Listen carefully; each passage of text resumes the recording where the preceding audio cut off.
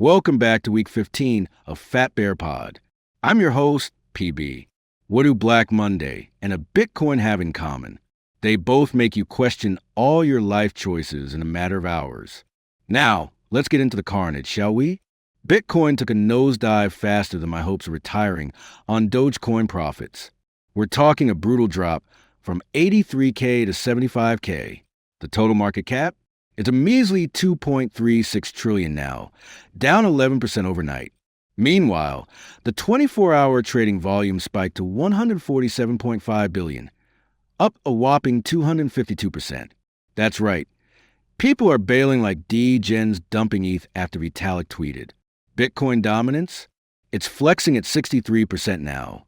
Because when the ship's going down, everyone's clinging to the captain's wheel. The fear and greed index has plummeted to an extreme fear level of 17.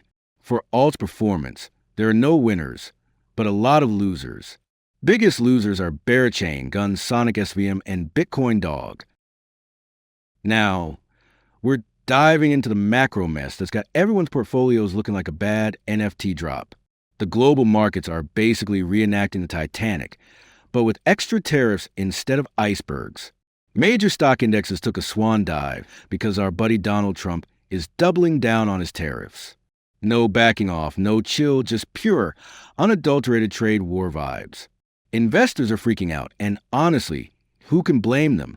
I've been in crypto long enough to recognize a rug when I see one. Futures markets are now pricing in almost 5 quarter-point rate cuts from the Fed this year, starting as early as May.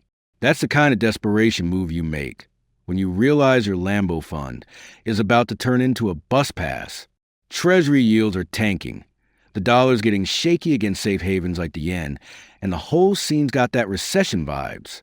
Meanwhile, Goldman Sachs is out here waving red flags, saying companies are going to ditch forward guidance like it's a bad Tinder date. These tariffs are about to kneecap profit margins faster than a bear market on leverage. Time to check out what we got over here in the crypto corner. Today, the crypto markets decided to celebrate Black Monday by setting fire to $1.36 billion in liquidations over the past 24 hours. That's right, $1.36 billion in dreams of getting rich turned to dust in one day. Bitcoin led the charge, dragging the whole market down with it like a drunk uncle at a wedding. Stocks are crashing. Crypto's crashing, and I'm just waiting for someone to tell me my grandma's knitting club is next. Over 400,000 traders got liquidated, and I bet half of them are still staring at their screens, wondering where their money just went. Long positions got torched for $1.15 billion, while shorts took a $150 million hit. Proof that in crypto, no one's safe when the reaper comes knocking. Next story. Hong Kong, the city that's been trying to flex as Asia's crypto hub while juggling China's no fun allowed vibes, might just greenlight Ethereum staking for its spot ETFs. The idea? Let those spot Ether ETFs start staking their ETH to earn some sweet yields. We're talking maybe 3 to 4% annually, which isn't much, but surely better than 0%. Now, these Hong Kong ETFs have been a bit of a snooze fest so far. Trading volume's been weak, $390,000 on a good day, while the US Ether ETFs are out there pulling $129 million like it's nothing.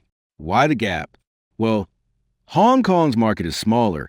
Mainland Chinese investors are banned from the party. And honestly, the hype's just not there. But staking? It could be the Red Bull this sleepy ETF scene needs. Passive income plus price action? It's like giving the ETF a double espresso shot. Last story. Tether is cozying up to U.S. regulators. Tether is in exploratory talks to pitch USDT as a settlement currency for commodities like oil and gas. The stuff that keeps the world spinning might get a sprinkle of stablecoin magic.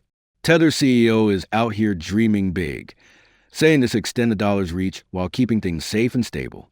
Trump's administration is all about making the dollar the king of the hill forever, and they're eyeing stablecoins as a shiny new toy to make it happen. Treasury Secretary Scott Bessent's been flapping his gums about using stablecoins to flex dollar dominance, and Tether's wants to be the one. But Tether's got baggage heavier than a hodler's regret. No full audit, a reserve mix that's got Bitcoin and gold in it, stuff the SEC's new covered stablecoin rules might not vibe with, and a reputation that's been through the ringer. Crypto news is done. What interesting things are cooking in the DeFi space? Mitosis is trying to fix the chain incentive problem. You know, that thing where users chase APY like at a Black Friday sale. Validators don't care about dApps, devs building their own little silos, and liquidity providers are just along for the ride? Yeah, it's a mess. Mitosis wants to change this with their DNA program. Now, how do the rewards work? They've got this distribution engine that's supposed to funnel lock Mito to where it matters most. Vaults, those liquidity gateways, get first dibs, and G-Mito holders vote on who gets what. It's a flywheel. Better vaults get more votes, more rewards, more liquidity, rinse and repeat. Then there's the dApp reward pool, split into the max pool, automatic rewards based on Mito usage, and the vote pool, where G-Mito holders play favorites with promising apps. It's a healthy mix of cold, hard incentive formulas and warm, fuzzy governance. Next story. EigenLayer is rolling out a slashing upgrade, penciled in for late April. For the uninitiated, EigenLayer lets you stake your staked Ether, STETH, to secure other projects called Actively Validated Services, AVS, without unstaking from Ethereum's Layer 1. It's like lending your car to a friend while still driving it yourself. Now, they're adding slashing to the mix, which is basically the blockchain equivalent of a spanking, penalizing operators for screwing up. The upgrade introduces two big features: unique stake allocation and operator sets. Unique stake allocation lets operators earmark a chunk of their stake funds as unique stake, so if they mess up on one AVS, only that chunk gets slashed. Operator sets, on the other hand, let AVS group operators together, assign tasks, and set slashing rules. It's a bit like a teacher picking teams for a group project, except if your team slacks off, you lose your lunch money. The idea? Make AVS feel secure enough to enforce crypto-economic commitments without everything going to chaos. Last story. Say dropped their Giga upgrade announcement recently. According to them, it will increase performance by a mind-blowing 50 times their current throughput. For context, that's like going from a tricycle to a Tesla, except the Tesla's running on EVM, and the roads made of consensus algorithms. They're calling it a transformative leap for EVM performance. Let's unpack the tech. Say's rolling out an optimized EVM client, asynchronous execution, and better storage solutions. Basically, they're souping up the engine, tweaking the gears, and adding a bigger trunk for all your transaction baggage. The goal? Scale Say to 5 gigagas per second while keeping the core functionality from Say v2. They've already hit this throughput in a 40-node internal DevNet across 4 regions, which is impressive. Say is betting big on the EVM staying king, with its mode of developer mindshare, tooling, and community. For our airdrop, we're diving into how to farm the Gensyn project, a Layer 1 machine learning network.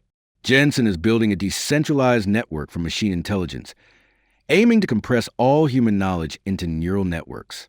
Think of it as a blockchain-powered supercomputer where you can lend your GPU to train AI models and get paid for it.